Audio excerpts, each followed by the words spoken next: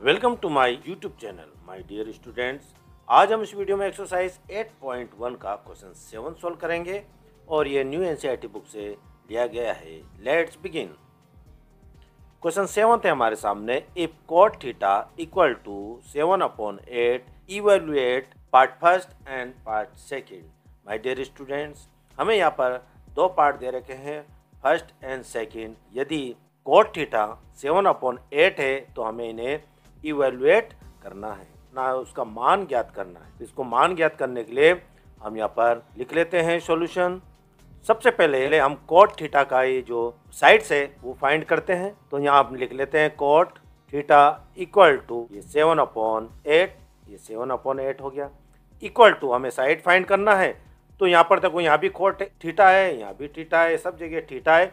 इसलिए हम यहाँ पर जो थीटा है उसको हम ए ले लेते हैं, एंगल ए ले लेते हैं, यहाँ लिख लेते हैं थीटा। ये थीटा हो गया।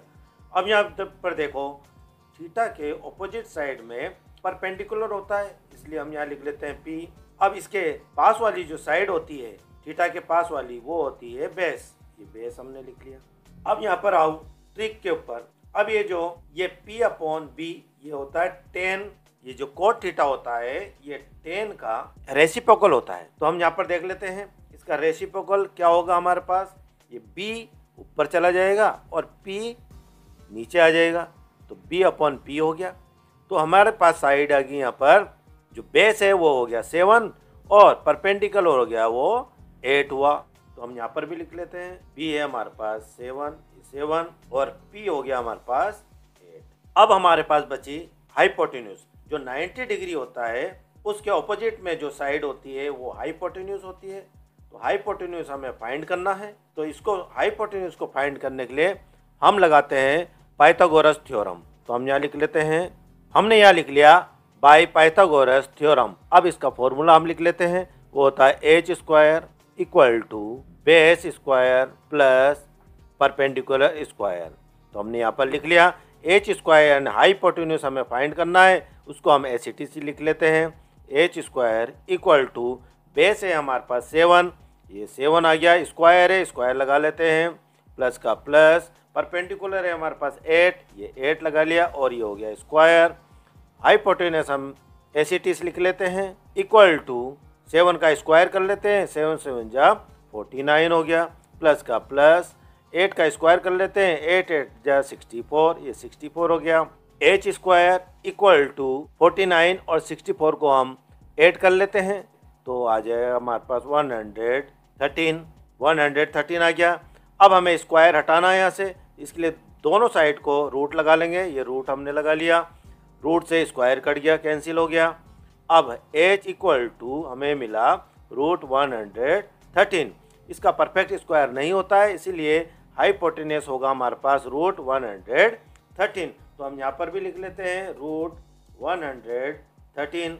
अब हाइपोटेन्यूज की जो साइड है वो मिल गई है। अब हम ये पार्ट फर्स्ट सोल्व करेंगे। इसको सोल्व करने के लिए यहाँ देखो 1 प्लस साइन थीटा और यहाँ पर 1 माइनस साइन थीटा।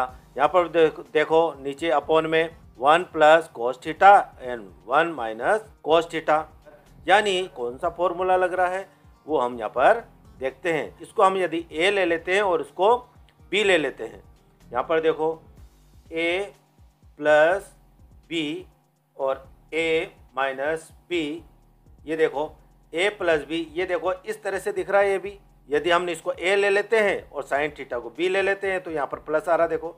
अब इसको देखो ये a1 a ले लेते हैं और इसको b ले लेते हैं, तो इसी तरह से ये इस तरह से दिख रहा। आइडेंटिटी होगी वो होगी a² माइनस b²।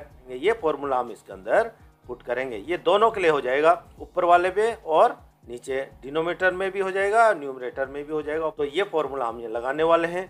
तो हम यहाँ पर फॉर्मूला भी लिख लेते हैं a² माइनस b²। ये 1 हमने यहाँ पर ले लिया 1 और ये लगा दिया स्क्वायर, माइनस का माइनस।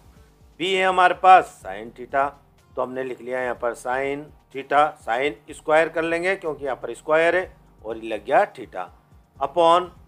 अब ये कॉस थीटा में या नीचे डिनोमिनेटर वाले हम करेंगे, तो यहाँ आ गया 1, तो 1 की जगह हम लगा देंगे स्क्वायर, माइनस का माइनस, और ये आ गया कॉस स्क्वायर और ये हो गया थीटा। अब देखो यहाँ पर जो 1 का स्क्वायर होगा वो 1 होगा, ये 1 आ गया, माइनस का माइनस। साइन थीटा क्या होता है? Sine theta P upon H होता है, पी अपॉन एच। तो पी ए हमारे पास वो है 8 है, ये 8 हमने लिख लिया, अपॉन ये हाइपोटेन्यूज है हमारे पास √113, √113 हो गया, अपॉन में कर लेते हैं इसको। अब देखो 1 का स्क्वायर होगा 1 ही होगा, माइनस का माइनस।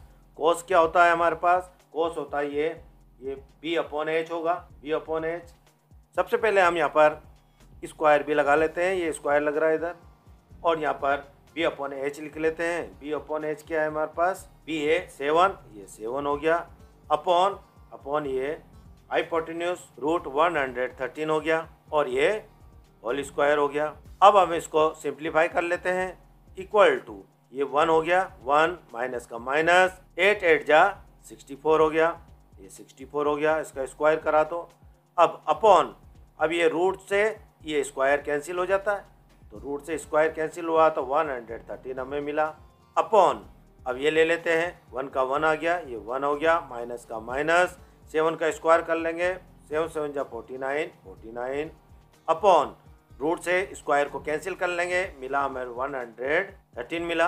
अब हम क्या करेंगे, यहाँ पर 1 लगा लो, कुछ नहीं है तो डिनोमिनेटर में, और यहाँ पर भी 1 लगा लो। अब देखो इसका एलसीएम ले लेते हैं हम, तो आ जाएगा हमारे पास एलसीएम 113, क्रॉस मल्टीप्लाई कर लो इसको, 1 को 113 से मल्टीप्लाई करेंगे तो आ जाएगा हमारे पास 113 माइनस, अब ये इसको क्रॉस मल्टीप्लाई कर लो, 64 1 जा 64 आ गया, अपॉन में हम इसको लिख लेते हैं ये वाला। अब इसका भी एलसीएम ले लेते हैं, तो इसका एलसीएम आएगा 113 आ गया।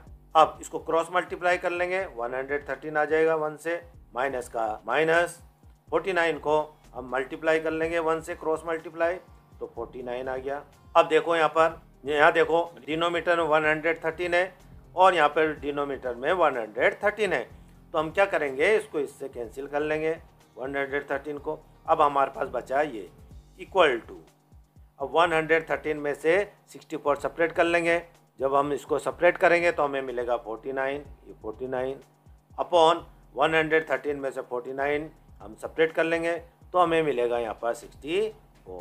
ये देखो ये आंसर हमें मिला। इस इवैल्यूएट करें हमने पार्ट फर्स्ट को, तो हमारा जो आंसर हुआ, इसका जो मान है वो ये आया हमारे पास 49/64 आया। अब हम चलते हैं सेकेंड पार्ट पर। सेकेंड पार्ट को हम देखते हैं। अब सेकेंड पार्ट के लिए हम यहाँ पर लिख लेते हैं पहले cot थीटा इक्वल टू, अब ये cot क्या होता है, cot 10 का रेसिप्रोकल होता है cot, ये 10 का, यानी ये 10 है P/B, तो ये हो जाएगा B/P। तो हम यहाँ पर लिख लेते हैं B/P इक्वल टू, अब B क्या है हमारे पास 7, ये 7 हमने लिख लिया, अपॉन ये P क्या है हमारे पास 8, ये 8 हो गया। अब cot स्क्वायर देख लेते हैं, cot स्क्वायर इक्वल टू 7/8 आया, इसको भी स्क्वायर लगा लेते हैं, स्क्वायर हो गया यहाँ पर 7/8 हो गया। अब cot square theta equal to, अब देखो इसको स्क्वायर कर लेते हैं, 7 7 जा 49 हो गया, अपॉन 8 8 जा 64 हो गया। तो cot स्क्वायर आ गया हमारे पास 49/64। सेकेंड पार्ट का जो आंसर है 49/64 और फर्स्ट का भी आया हमारे पास 49/64, सेम आया दोनों का। और इसी तरह से हमने इसका जो क्वेश्चन 7 है उसको फाइंड कर लिया है।